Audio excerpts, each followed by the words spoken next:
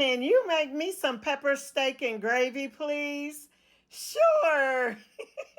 I slice some peppers. I set them to the side. I slice up a medium onion. I set it to the side with the peppers. I generously season 2 ribeye steaks with Mediterranean sea salt and black peppercorn. I heat my pan. I oil it with Pam.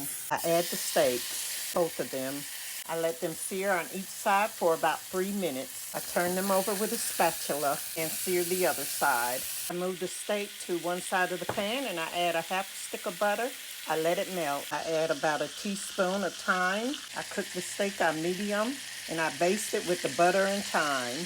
I turn it over with the spatula and I baste the other side. After basting and turning for about 8 minutes, I set the steaks on a wire rack. I put a cup of washed rice in a pot. I add 2 cups of cold water. I add a teaspoon of salt and 2 tablespoons of butter. I bring it to a boil. Once the rice comes to a boil, I turn it down to simmer. I cover and let it simmer for about 20 to 25 minutes. I add the sliced vegetables to the pan that I removed the steak from. I let the vegetables simmer until I slice the steaks up for about 3 minutes. I slice the steaks at an angle. After 3 minutes, I add the steak to the pan with the vegetables.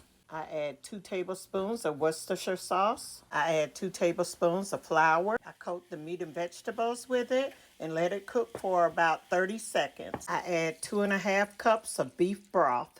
Once it comes to a boil, I turn it down to simmer and let it simmer for about 5 minutes.